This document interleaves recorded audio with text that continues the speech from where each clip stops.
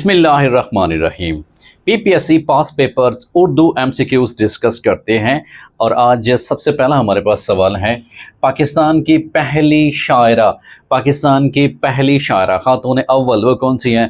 अदा जाफरी साहिबा हैं, जिनकी शोराए आफाक मशहूर गज़ल ये है कि ये फ़ाख्र तो हासिल है बुरे हैं कि भले हैं, ये फ़ाख्र तो हासिल है बुरे हैं कि भले हैं, दो चार कदम हम भी तेरे साथ चले हैं, दो चार कदम हम भी तेरे साथ चले हैं। थे कितने ही सितारे के सरे शाम ही डूबे, थे कितने ही सितारे के सरे शाम ही डूबे, हंगामे सहर कितने खुर्शीद ढले हैं, हंगामे सहर कितने खुर्शीद ढले हैं। वो जो झेल गए हैं हंस के कड़ी धूप के तेवर, वो जो झेल गए हैं हंस के कड़ी धूप के तेवर, तारों की खुनकछाओं में वो लोग जले हैं, तारों की खुनकछाओं में वो लोग जले हैं। अदा जाफरी साहिबा की ये शोराए आफाक मशहूर गज़ल है और अदा जाफरी साहिबा पाकिस्तान की पहली खातून शायरा भी हैं। अगर ये देखा जाए कि गज़ल के बादशाह किसे कहा जाता है, गज़ल का बादशाह या खुदाए सुखन किसे कहा जाता है? खुदाए सुखन, गज़ल का बादशाह, गज़ल का शहंशाह, गज़ल का शहंशाह तो याद रखिएगा मीर तकी मीर साहब को कहा जाता है। मीर तकी मीर साहब। सिरहाने मीर के आहिस्ता बोलो, अभी टुक रोते रोते सो गया है, मुझको शायर ना कहो मीर के साहिब, मैंने कितने गम जमा किए तो दीवान किया। और मुसव्विर गम किसे कहा जाता है? याद रखिएगा मुसव्विर गम अल्लामा राशिदुल खैरी को कहा जाता है। मुझे और ज़िंदगी दे के है दास्तां अधूरी, मुझे और ज़िंदगी दे के है दास्तां अधूरी, मेरी मौत से ना होगी मेरे गम की तर्जुमानी। और ये जो है अल्लामा राशिदुल खैरी को क्या कहा जाता है? मुसव्विर गम, यानी गम की तस्वीर खींचने वाला। और बच्चों के शायर किसे कहा जाता है? इस्माइल मिरठी को कहा जाता है कि बच्चों के ये शायर हैं, बच्चों के शायर इस्माइल मिरठी। तो ये मोस्ट इंपॉर्टेंट क्वेश्चन है कि पाकिस्तान की पहली शायरा कौन सी हैं? अदा जाफरी हैं। और खुदाए सुखन, गज़ल का खुदा किसे कहा जाता है? शहंशाह गज़ल किसे कहा जाता है? मीर तकी मीर साहब को कहा जाता है। और मुसव्विर गम किसे कहा जाता है? अल्लामा राशिदुल खैरी को कहा जाता है। हमारी रेगुलर और कंसेप्चुअल क्लासेस ज्वाइन करने के लिए आप नीचे दिए गए व्हाट्सएप नंबर पे कांटेक्ट कर सकते हैं। अब अगले सवाल की तरफ बढ़ते हैं कि अगला सवाल हमारे पास कौन सा है। अगला सवाल है, वहम की जमा क्या होती है? वहम की जमा होती है अवहाम होती है। ये वाहिद जमा के हवाले से दिया हुआ था। बाज़ का तो वो जमाउल जमा भी पूछ लेते हैं, जैसे खबर, उसकी जमा अखबार, और ख़बर की जमाउल जमा क्या है? अखबारात है। याद रखिएगा, खबर, अखबार, अखबारात। माँ कहती है मेरा चांद आया, ये ग्रामर की रूह से, कवायद की रूह से क्या है? ये इस्तारा है। याद रखिएगा जी, इस्तारा में जब एक चीज़ को हू बहू बिल्कुल दूसरी चीज़ बना दिया जाता है, इसको इंग्लिश में मेटाफोर कहा जाता है। ये फिगर्स ऑफ स्पीच में से हैं। सो इस्तारा के बाज़ का लफ्ज़ी मानी पूछे जाते हैं कि इस्तारा के लफ्ज़ी मानी क्या हैं? इस्तारा के लफ्ज़ी मानी, इस्तारा के लफ्ज़ी मानी होते हैं मुस्तार लेना, यानी कि उधार लेना, आर्जी तौर पर उधार लेना, ये इस्तारा के लफ्ज़ी मानी हैं। और इसको इंग्लिश में मेटाफोर या फिगर्स ऑफ स्पीच कहते हैं। तो जब एक चीज़ को बिल्कुल दूसरी चीज़ करार दिया जाए, जब एक चीज़ को हू बहू बायन ही दूसरी चीज़ करार दिया जाए, तो उसे इस्तारा कहते हैं। जैसे मेरा बेटा शेर है, तो यहाँ पर भी क्या है कि माँ कहती है मेरा चांद आया, तो अपने बेटे को क्या है, वो चांद से मुस्तार कर रही है। अगर ये देखा जाए तो अरकान इस्तारा कितने होते हैं? याद रखिएगा वो 3 होते हैं। अरकान इस्तारा 3 होते हैं। नंबर पहला मुस्तार लहू, नंबर दूसरा मुस्तार मिनहू, नंबर तीसरा वजह जामे। मुस्तार लहू जिसके लिए लफ्ज़ उधार लिया जा रहा है, जिसके लिए लफ्ज़ उधार लिया जा रहा है। और मुस्तार मिनहू जिससे उधार लिया जा रहा है, जिससे उधार लिया जा रहा है। वजह जामे दोनों में मुश्तरक खसूसियत, दोनों में मुश्तरक खसूसियत। अब इसमें क्या है कि माँ कहती है मेरा चांद आया है। अब अपने बेटे के लिए लफ्ज़ इस्तेमाल हो रहा है, मुस्तार लहू है, किससे लिया जा रहा है? चांद से। वजह जामे क्या है? दोनों में मुश्तरक खसूसियत, वो खूबसूरती की जो खसूसियत है वो मुश्तरक है। तो इसी वजह से इन दोनों को मुस्तार लहू और मुस्तार मिन्हु को अरकान इस्तारा भी बोलते हैं, याद रखिएगा। तरफ़ैन इस्तारा भी बोलते हैं। ओवरऑल इस्तारा के 3 अरकान होते हैं, याद रखिएगा, मुस्तार लहू, मुस्तार मिन्हु और वजह जामे। अगले सवाल की तरफ बढ़ते हैं कि अगला सवाल उर्दू का कौन सा है। अगला सवाल है कि गज़ल के आखिरी शेर जिसमें तखल्लुस ना हो।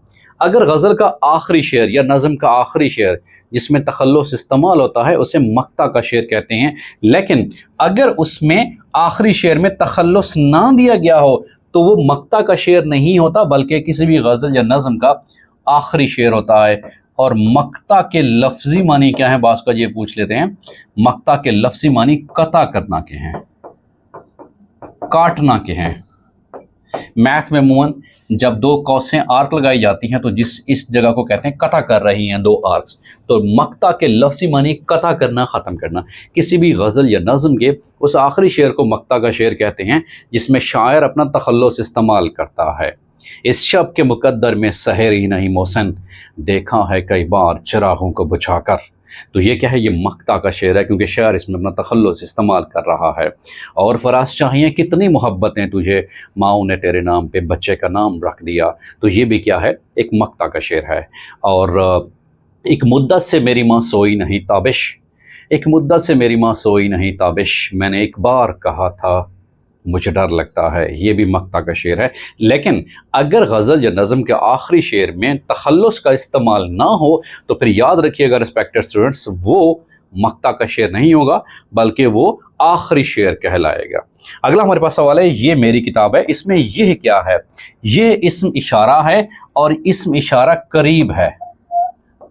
और जिस चीज़ की तरफ इशारा किया जाए, जिस चीज़ की तरफ इशारा किया जाए, जिस चीज़ की तरफ इशारा किया जाए तो याद रखिएगा उसे मुशारुन इलैह कहते हैं, उसे मुशारुन इलैह कहते हैं। अब इसमें क्या है? यह इसमें इशारा है। किताब, ये मेरी किताब है, किस चीज़ की तरफ इशारा किया जा रहा है? किताब की तरफ। किताब क्या है? ये मुशारुन इलैह है। और ये क्या है? ये मुरक्कब इशारी है, याद रखिएगा, जिसमें इस्म इशारा और मुशारुन इलैह के मिलने से जो मुरक्कब बनता है उसे क्या कहा जाता है? उसे मुरक्कब इशारी कहा जाता है। मुरक्कब अददी क्या होता है? जो अदद और मादूद के मिलने से बनता है। मुरक्कब अददी ये किससे मिलता है रिस्पेक्टेड स्टूडेंट्स? ये अदद जमा मादूद के मिलने से बनता है। मिसाल के तौर पर 2 किताबें। अब 2 क्या है? अदद है। किताबें क्या है? ये मादूद है। तो ये मुरक्कबात की अक़साम में से है मुरक्कब अददी, जो अदद और मादूद के मिलने से बनता है, उसे मुरक्कब अददी कहते हैं। अगले सवाल की तरफ बढ़ते हैं कि अगला सवाल कौन सा है। अगला सवाल है कि दिन, रात, सुबह, शाम कवायद की रूह से क्या हैं? ये इस्म ज़र्फ़ ज़मा है। और इस्म ज़र्फ़ मकान क्या होता है? इस्म ज़र्फ़ मकान जो किसी मकान या जगह को ज़ाहिर करे, जो किसी जगह या मकान को ज़ाहिर करे। मिसाल के तौर पर मस्जिद, मदरसा, घर, बाज़ार, चिड़ियाघर वगैरह वगैरह, कब्रिस्तान, ये सारे क्या कहलाते हैं? ये इस्म ज़र्फ़ मकान कहलाते हैं। और इस्म ज़र्फ़ ज़मान क्या होता है? जो किसी ज़माने को ज़ाहिर करे, जैसे आज, कल, परसों, तरसों, सुबह, शाम, साल, महीना, हफ्ता, घड़ी, पहर, दोपहर, ये सारे क्या कहलाते हैं? इस्म ज़र्फ़ ज़मान कहलाते हैं। उसके बाद देखिए वो हरूफ जो किसी वजह या सबब को ज़ाहिर करें उसे हरूफ इल्लत कहते हैं। मैं स्कूल नहीं गया क्योंकि मैं बीमार था। तो क्योंकि क्या है? ये किसी वजह को, किसी रीज़न को ज़ाहिर करते हैं। उर्दू में इसको क्या बोलते हैं? ये हरूफ इल्लत कहलाते हैं, याद रखिएगा जी। गैर ज़रूरी, इसमें गैर क्या है? ये साबका है, याद रखिएगा जी। जैसे हम इस्तेमाल करते हैं कि साबका के हवाले से, मिसाल के तौर पर ना इस्तेमाल करते हैं, नापाक, ना इल्म, नादां, मैनी मोर। इसी तरह से जो लहका होता है वो साबके के बाद आने वाला आखिरी लफ्ज़ होता है, उसे क्या कहा जाता है, उसे लहका कहते हैं।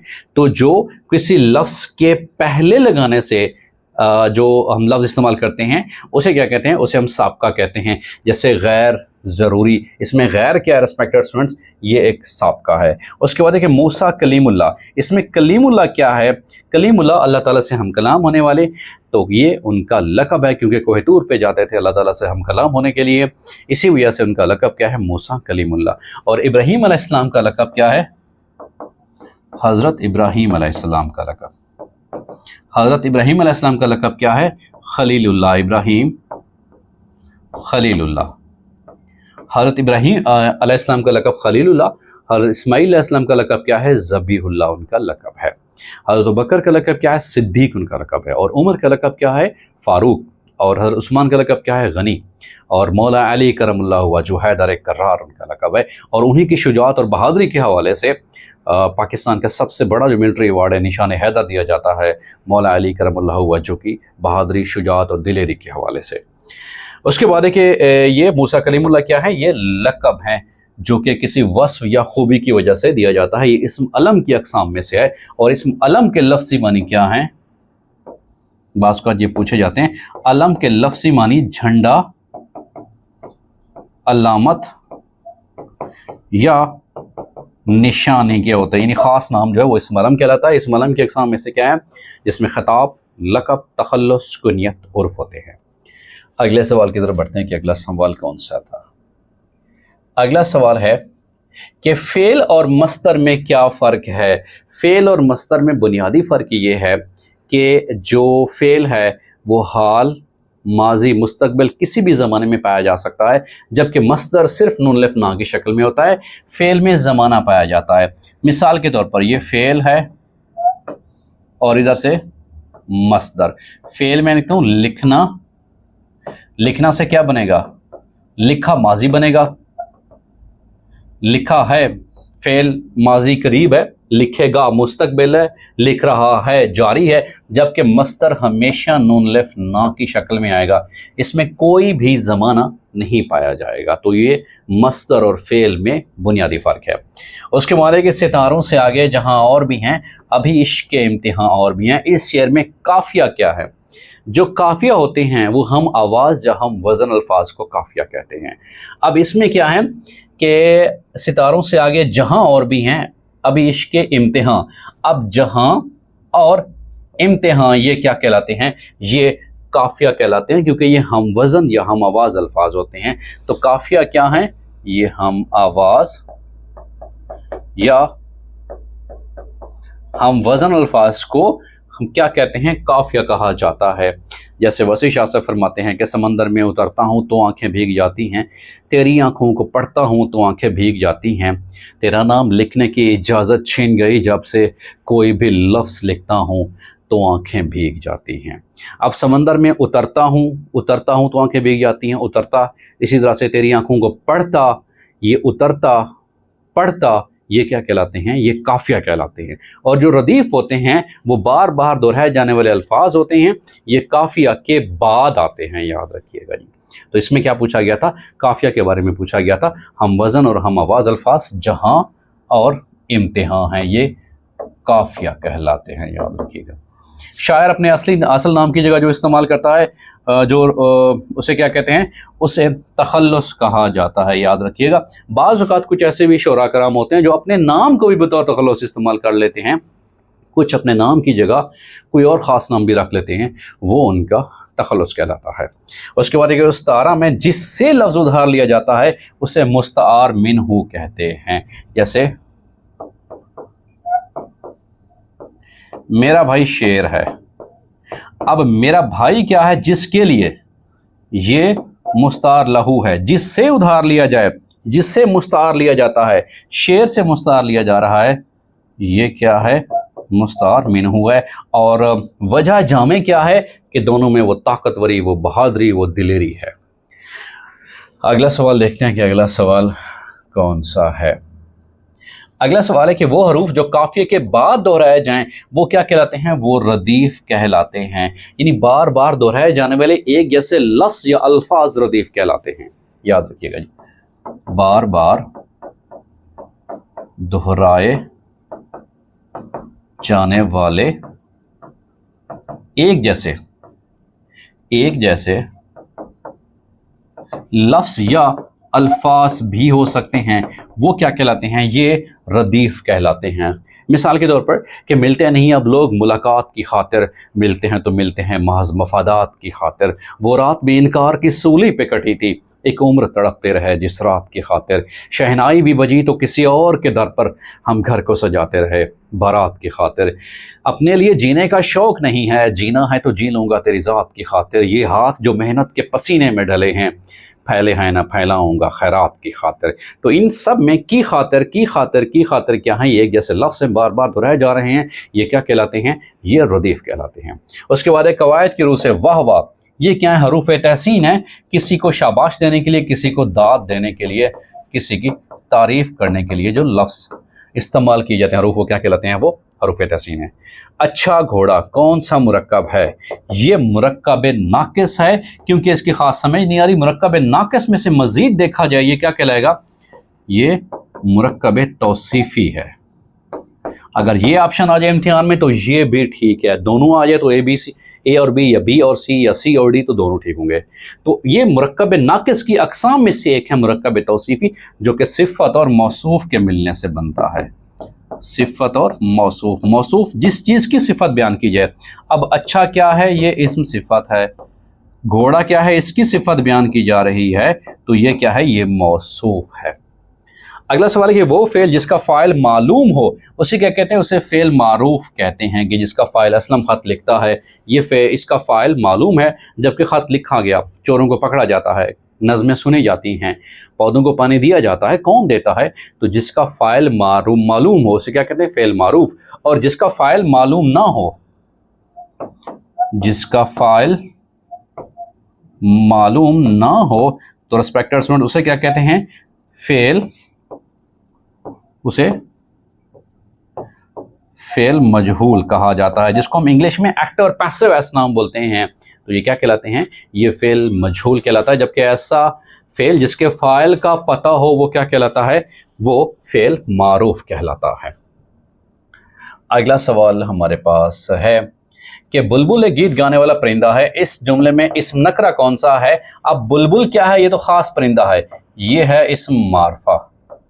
ये मारफा मार्फत से निकला है, पहचान से निकला है। मन अरफ़ा नफ़्सहु फ़क़द अरफ़ा रब्बहु, मार्फत किसे कहते हैं? पहचान को बोलते हैं, ख़ास नाम को बोलते हैं। जबकि इसमें इस्म नकरा कौन सा था? ये परिंदा इस्म नकरा है। परिंदा क्या है? क्योंकि आम नाम है। जबकि बुलबुल क्या है? वो इस्म मारफा है, क्योंकि वो ख़ास परिंदे का नाम है।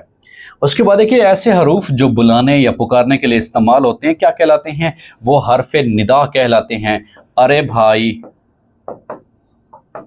इसी तरह से कुरान मजीद में भी हरूफ निदा का इस्तेमाल हुआ। या अय्युहल्लज़ीना आमनू, ऐ लोगो जो ईमान लाए हो, या अय्युहन्नासो, या अय्युहल मोमिनीन, ये क्या कहलाते हैं? हर्फ निदा हैं जो पुकारने के लिए, अरे भाई, ओए भाई, तो ये क्या कहलाते हैं? ये हर्फ निदा कहलाते हैं किसी को पुकारने के लिए। ऐसे हरूफ जो सवाल पूछने के लिए इस्तेमाल किया जाए हरूफ इस्तफ़हाम कहते हैं, जो कि सवाल करने के मौके के ऊपर इस्तेमाल होते हैं, जैसे क्या, कौन, क्यों, कहाँ वगैरह। ये हरूफ इस्तफ़हाम है। वो इस्म जो खुद भी किसी से ना बनाओ, ना उससे कोई बनाया जा सके कलमा, वो क्या कहलाता है? वो इस्म जामिद कहलाता है। जामिद का मतलब है जमा हुआ, रुका हुआ, ठहरा हुआ। जैसे पत्थर, चट्टान, किताब, कलम। पत्थर, चट्टान, कलम, किताब, ये क्या कहलाता है? जामिद कहलाता है। मस्दर क्या होता है? खुद किसी से नहीं बना होता, खुद किसी से नहीं बना होता, लेकिन इससे दूसरे लफ्ज़ बनाए जा सकते हैं, इससे दूसरे बमानी लफ्ज़ बनाए जा सकते हैं, बनाए जा सकते हैं। जैसे मुस्कुराना से मुस्कुराहट, मुस्कान, चलना से चाल। तो मस्तर खुद किसी से नहीं बना हुआ, लेकिन उससे दूसरे लफ्ज़ बनाए जा सकते हैं। और मस्तर से जो लफ्ज़ बनता है उसे क्या कहलाता है? मुश्तक़ कहते हैं। जैसे चलना से चाल, दौड़ना से दौड़, मुस्कुराना से मुस्कुराहट। ठीक है, तो ये क्या कहलाते हैं? मस्तर से बनते हैं, ये मश्तक कहलाते हैं। जामिद का मतलब है जमा हुआ, ठहरा हुआ, रुका हुआ। ठीक है, मोशनलेस जिसे हम इंग्लिश में कह सकते हैं, जो किसी से नहीं बना हुआ। पत्थर किसी से नहीं बना हुआ। हाँ, बनावट और देखा जाए तो अलग बात है, लेकिन पत्थर किसी खास उर्दू कवायद के मुताबिक किसी लफ्ज़ से नहीं बना हुआ। आगे चलते हैं कि कौन सा हमारे पास सवाल है। किता के लफ्ज़ी माने क्या हैं? एक टुकड़ा जिसे कहते हैं। और मक्ता किसे कहते हैं? मक्ता का लफ्ज़ी मतलब क्या है? कता करना या काटना क्या है? आखिरी शेर को जिसमें अक्सर शायर अपना तखल्लुस इस्तेमाल करते हैं, इस शब के मुकद्दर में सहर ही नहीं मोहसिन। मोहसिन नकवी साहब का शेर है ये, मक्ता का शेर है। इस शब के मुकद्दर में सहर ही नहीं मोहसिन, देखा है कई बार चिरागों को बुझाकर। देखा है कई बार चिरागों को बुझाकर, चिरागों को बुझाकर। यूं देखते रहना उससे अच्छा नहीं मोहसिन, यूं देखते रहना उससे अच्छा नहीं मोहसिन, वो कांच का पैकर है तो पत्थर है तेरी आंखें। तो मक्ता का ये शेर है जिसमें शायर अपना तखल्लुस इस्तेमाल करता है। उसके बाद है कि हुस्न मतला किसे कहते हैं? मतला के बाद आने वाला जो शेर है वो क्या कहलाता है? वो हुस्न मतला कहलाता है। याद रखिएगा, ये मतला के फौरन बाद आने वाला शेर होता है, वो हुस्न मतला कहलाता है। ज़मींदार अखबार किसने लिखा था? मौलाना ज़फ़र अली ख़ान साहब ने ये अखबार लिखा था। अगला सवाल है कि बरे-सग़ीर के पहले नोबल इनाम याफ्ता शायर कौन से हैं? रविंद्रनाथ टैगोर साहब हैं। उर्दू का पहला अखबार कौन सा है? जामे जहानुमा है उर्दू का पहला अखबार। उर्दू की तवील तरीन नज़म वो कौन सी है? उर्दू की तवील तरीन नज़म मद्दो जज़र इस्लाम है, जिसको मौलाना अल्ताफ़ हुसैन हाली ने लिखा था। मौलाना अल्ताफ़ हुसैन हाली ने, और हाली उनका तखल्लुस था। Maddo Jazar Islam, ups and downs of Islam, जिसमें इस्लाम का तज़किरा किया गया है कि इसमें उतार चढ़ाव और मुसलमानों का सुनहरी दौर कब था, बाद में किस तरह से तब्दीली आ गई थी। तो मद्दो जज़र इस्लाम में इस्लाम के अप्स एंड डाउन्स के हवाले से मौलाना अल्ताफ़ हुसैन हाली की ये तवील नज़्म है। उसके बाद है कि अल्लामा इकबाल की पहली नज़्म कौन सी है? वो है हम्माला, अल्लामा इकबाल की पहली नज़्म है। अगला सवाल हमारे पास है कि उर्दू के पहले शायर वो कौन से हैं? अमीर खुसरो साहब हैं। और उर्दू की पहली किताब कौन सी है? सब रस उर्दू की पहली किताब है। उर्दू के पहले शायर उर्दू नज़म के वो कौन से हैं? नज़ीर अकबर आबादी हैं। पहले साहिब दीवान शायर कौन से हैं? साहिब दीवान शायर कुल्ली कुतुब शाह साहब हैं। उर्दू के पहले साहिब दीवान शायर वो कौन से हैं? वो कुल्ली कुतुब शाह साहब हैं। अगला सवाल हमारे पास है कि ज़िंदगी शम्मा की सूरत और खुदाया मेरी किसकी मिसाल है? याद रखिएगा, ये तशबीह की मिसाल है। और तशबीह के लफ्ज़ी मतलब क्या होते हैं? साया, अक्स, परछाइयों के हैं। तशबीह जिसको हम इंग्लिश में सिमिली भी कहते हैं। और तशबीह के हवाले से देखा जाए, अरकान तशबीह क्या होते हैं? बेटा 5 होते हैं, याद रखिएगा जी। अरकान तशबीह कितने होते हैं? 5 होते हैं। तशबीह में क्या होता है, जिसको सिमिली कहते हैं, एक चीज़ को दूसरी चीज़ की मानद या की जैसा करार दिया जाता है, दोनों में मुश्तरक खसूसियात की बुनियाद पर। यह नहीं कहा जा सकता कि वो शेर की तरह बुज़दिल है, नेवर एवर एट ऑल। क्यों? दोनों में खसूसियात का मुश्तरक होना भी ज़रूरी होता है। और इसमें एक चीज़ को दूसरी चीज़ की मानद या की जैसा करार दिया जाता है। मिसाल के तौर पर, मेरा भाई शेर की तरह बहादुर है। अब अरकान जो तशबीह हैं वो देखा जाए कि अरकान तशबीह की तादाद तो कितनी होती है ओवरऑल? वो हमारे पास 4 होती है, जिसमें मुशब्बा, मुशब्बा बे, मुशब्बा, मुशब्बा बे, उसके बाद हर्फ तशबीह, और हर्फ तशबीह के बाद क्या होता है हमारे पास? वजह शुबा, और 5वां हमारे पास है गर्ज़ तशबीह। मुशब्बा बे जिसके लिए लफ्ज़ इस्तेमाल हो रहा है, जिसके लिए लफ्ज़ इस्तेमाल हो रहा है, मिसाल के तौर पर ऊपर वाली मिसाल में मेरा भाई शेर की तरह बहादुर है, तो किसके लिए लफ्ज़ इस्तेमाल हो रहा है? मेरे भाई के लिए। मेरा भाई क्या है? ये मुशब्बा है। और उसके बाद मुशब्बा बिह, जिससे तशबीह दी जा रही है। मुशब्बा जिसको तशबीह दी जा रही है, जिसको तशबीह दी जा रही है मेरा भाई है, और जिससे तशबीह दी जा रही है वो मुशब्बा बिह या किससे तशबीह दी जा रही है? शेर से। हरफ तशबीह कौन सी है? की तरह है बेटा। वजह तशबीह क्या है? कि दोनों में मुश्तरक खसूसियत, दोनों में मुश्तरक खसूसियत, यानी कि बहादुरी, ताकतवरी। और गर्ज तशबीह क्या है? कि मैं अपने भाई की बहादुरी बयान करना चाहता हूं, अपने भाई की बहादुरी बयान करना। तो ये क्या है हमारे पास? ये अरकान तशबीह हैं जो कि 5 होते हैं, जिसमें मुशब्बा, मुशब्बा बिह, और उसके बाद हरफ तशबीह, वजह शुबा, और गारज़ तशबीह। मुशब्बा जिसके लिए लफ्ज़ इस्तेमाल हो रहा है, मेरे भाई के लिए लफ्ज़ इस्तेमाल हो रहा है ना, तो मेरा भाई क्या है? कि मुशब्बा है, क्योंकि जिसको तशबीह दी जा रही है, मेरे भाई को तशबीह दी जा रही है। जिससे तशबीह दी जा रही है वो मुशब्बा बिह है, शेर से तशबीह दी जा रही है हरफ तशबीह की तरह। वजह शुबा क्या है? दोनों में मुश्तरक खसूसियत बहादुरी है। और गर्ज तशबीह क्या है? बयान करना। मेरा मकसद क्या है? कि दोनों में बहादुरी की बुनियाद पर मैं अपने भाई की बहादुरी बयान करना चाहता हूँ। तो ये मेरा क्या है? गर्ज है, मेरा मकसद ये है। तो गर्ज तशबीह क्या है? कि मैं अपने भाई की बहादुरी को बयान करना चाहता हूँ। उसके बाद अगला सवाल हमारे पास है कि आसमान पर तारे चमकते हैं, इसमें हरूफ जार कौन सा है? वो पर हरूफ जार है, ने, में, से। इसको इंग्लिश में बेटा प्रपोजिशंस कहा जाता है। In, on, at, from, up, above, behind, ये सारे क्या कहलाते हैं? ये प्रपोजिशंस कहलाते हैं। पार्ट्स ऑफ स्पीच में से देखा जाए तो यहाँ पे क्या कहलाते हैं? ये हरफ जार कहलाते हैं, याद रखिएगा। उसके बाद देखिए उर्दू का पहला नावल कौन सा है? मिरातुल अरूस है। और सिफ़त और मौसूफ के मजमूए को क्या कहते हैं? मुरक्कब तौसीफ़ी कहते हैं। जैसे मैं कह सकता हूँ कि खूबसूरत घर। अब खूबसूरत क्या है भाई? सिफ़त है। खूबसूरत क्या है? सिफ़त। और मौसूफ जिस चीज़ की सिफ़त बयान की जाए, घर क्या है? वो मौसूफ है। तो सिफ़त और मौसूफ के मिलने से क्या बनता है? मुरक्कब तौसीफ़ी बनता है। अगला सवाल हमारे पास है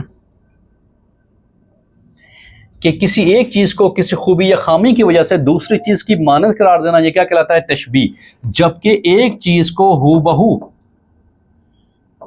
जब किसी चीज़ को हूबहू बिल्कुल दूसरी चीज़ करार देना, ये क्या कहलाता है? ये इस्तारा कहलाता है। जबकि की मानद या जैसा करार देना वो क्या कहलाता है? वो तशबीह कहलाता है। और एक चीज़ को हूबहू दूसरी चीज़ बना देना वो क्या कहलाता है? वो हमारे पास इस्तारा कहलाता है। जो तशबीह होती है वो हकीकी, और इस्तारा क्या होता है? मजाजी होता है, अगर मज़ीद डिटेल से देखा जाए तो। उसके बाद कि जिस नज़्म औलिया अल्लाह की तारीफ़ की जाए वो मनक़बत कहलाती है। और कसीदा किसे कहते हैं? किसी ज़िंदा इंसान की तारीफ़ करना, उसकी मदह सराई करना कसीदा कहलाता है। मजमुआ ग़ज़लियात क्या कहलाता है? वो दीवान कहलाता है। याद रखिएगा कि जो गज़ल होती हैं मुख्तलिफ़ अशार की, जो ग़ज़लियात होती हैं उसके मजमुए को क्या कहा जाता है? उसके मजमुए को दीवान कहा जाता है। जैसे दीवान ग़ालिब बहुत ही मशहूर है।